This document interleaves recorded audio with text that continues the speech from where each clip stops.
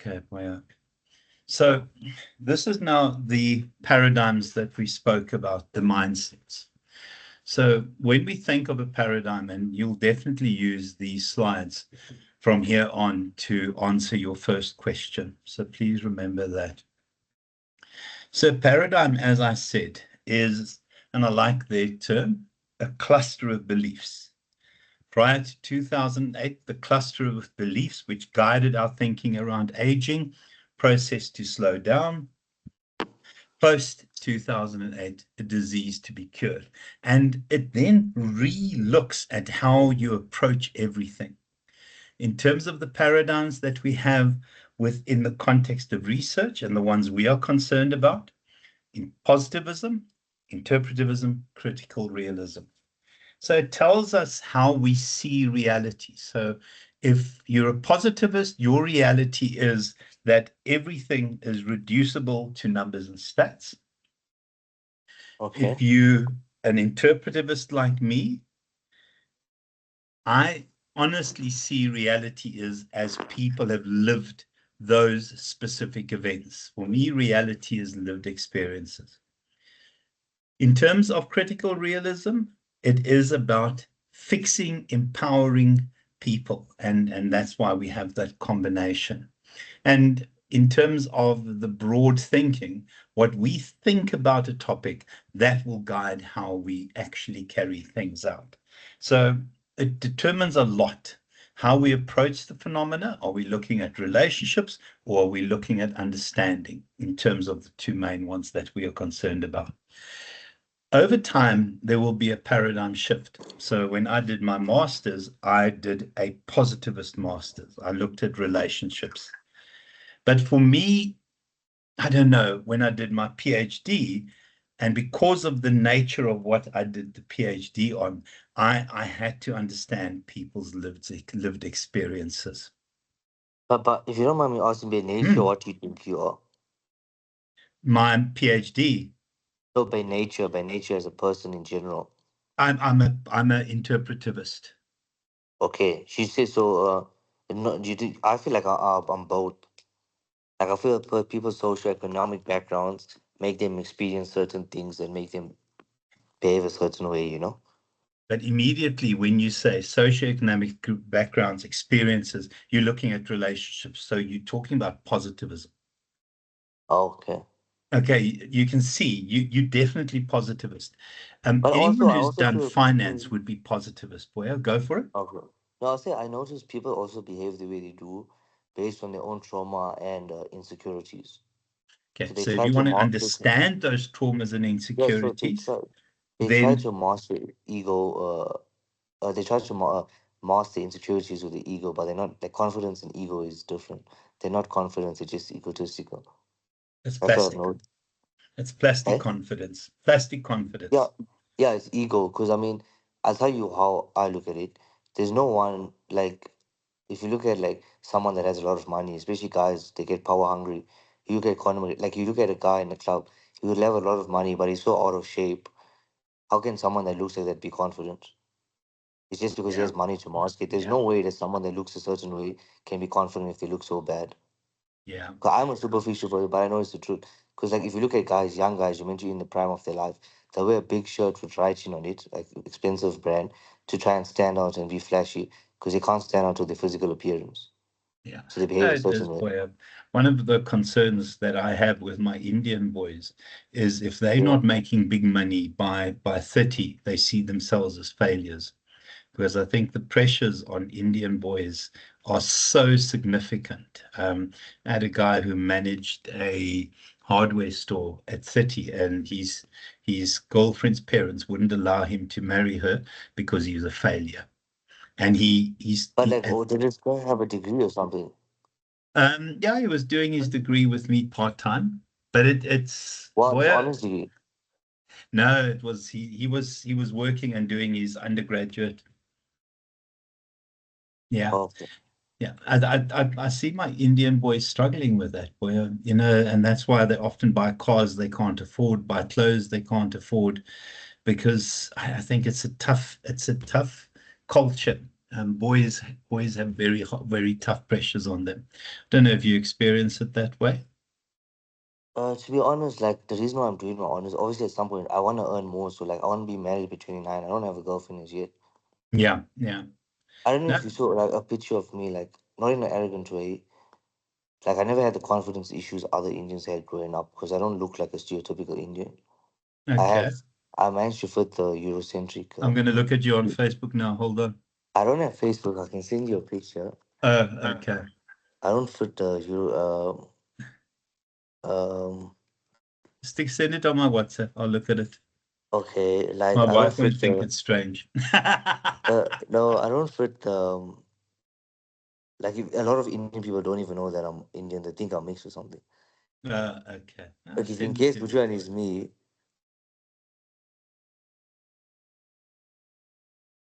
I haven't got it here. Let me get my phone. oh sorry,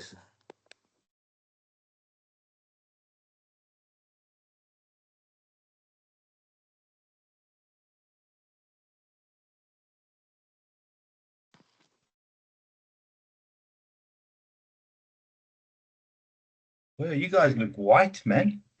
yeah. So I'm the guy in the in the center with the white golfer. Yeah, with a So semi-tattooed arm. yeah, yeah. So when you look at me, I don't have the insecurities other Indians had growing up. Yeah, yeah. And Oh, the you're guy very is, lucky, it boy. is yeah, and then because a lot of Indian guys, now they know that I'm Indian by the facial features and they'll see my tattoos and red string. So they'll come up to me to fight because like they're jealous of how they look because I look like this and they look like that. Yeah, yeah. Well, that's ridiculous. Now, are those your colleagues? I'm Oh yeah, assuming. those are my colleagues. I like them a lot from work. Okay, very cool, boy. Very, very cool. No, but I'm saying yeah, a lot of people mask their insecurities with like money or something. But I'm thinking if you're so out of shape, uh, there's no way you could. That's my hair now. I used to be like my hairline was gone before. Yeah, Yeah, I was yeah. gonna say there's no if you're so out of shape, but you're talking loudly in the club, you look like the man on like the road. There's no way you can feel confident. You know, a lot of Yeah. guys just mask it. That's plastic confidence, boy. Plastic Yeah, confidence.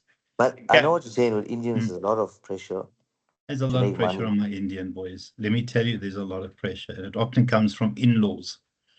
Often comes from in-laws. Yeah.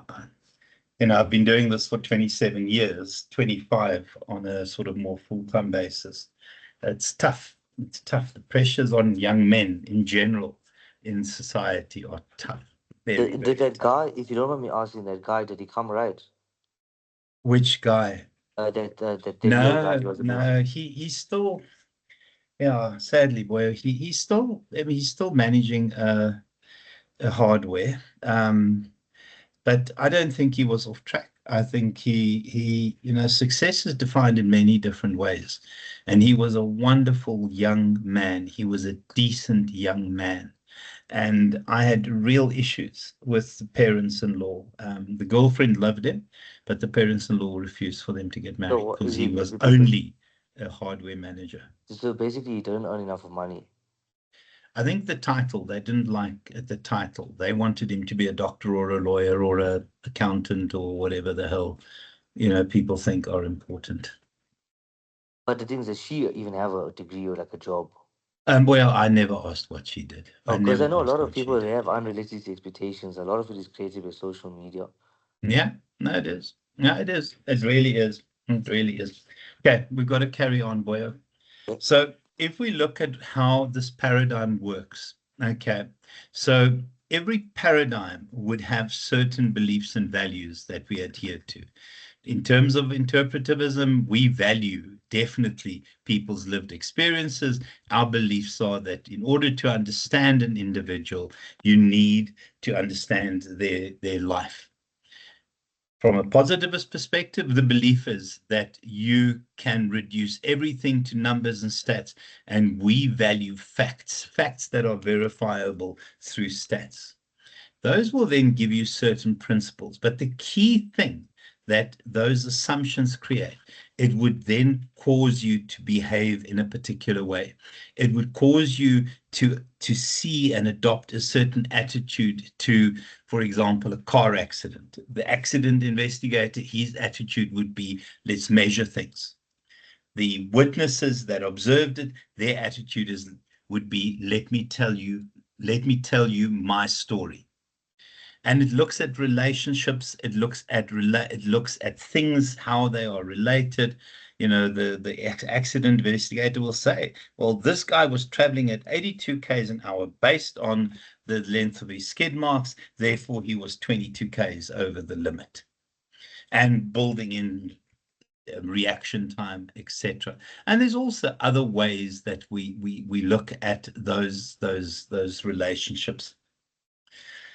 So in terms Can you just of, flick back a slide? I just want to take down that diagram.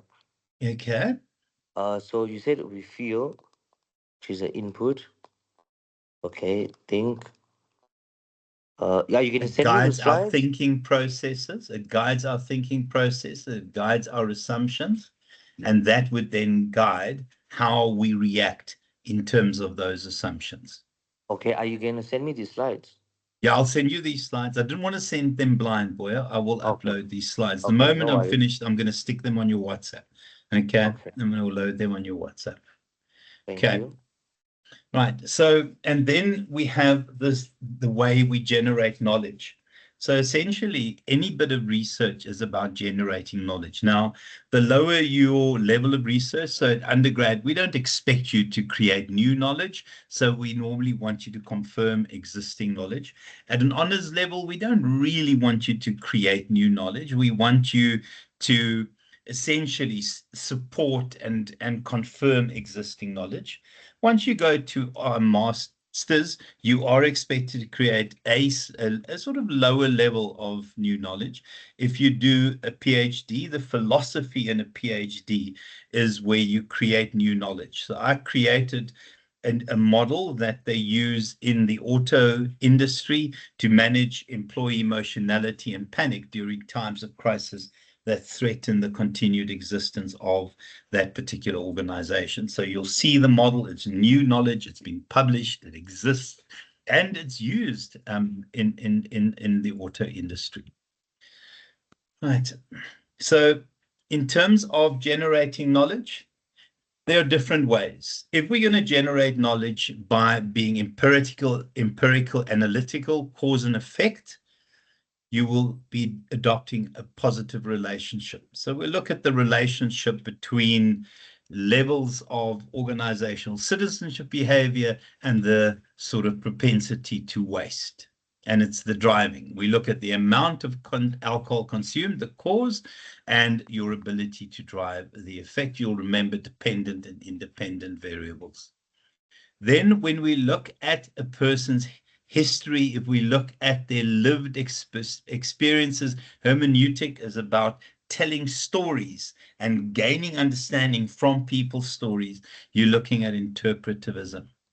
In terms of critical orientation, as I said, it's about empowering people through knowledge. And that's why we have a combination of lived experiences, the qualitative stuff, and then also the stats and numbers. So if we look at the different paradigms, so every one of these paradigms will have a particular epistemological position. What is the time here? Well, let us stop here because this is going to take a bit of long. I should only keep you an hour and a half. We'll Okay, stop here. I'm sorry about it taking long to set up. No, well, nothing bothers me. Nothing Okay, bothers so I me. was gonna say, would you be open to starting earlier, 5:30 tomorrow? Because I It have was football at very, 7:30. sorry, Boya. Are you opening to start in the lecture at 5:30? Because I have football at half Unfortunately, past.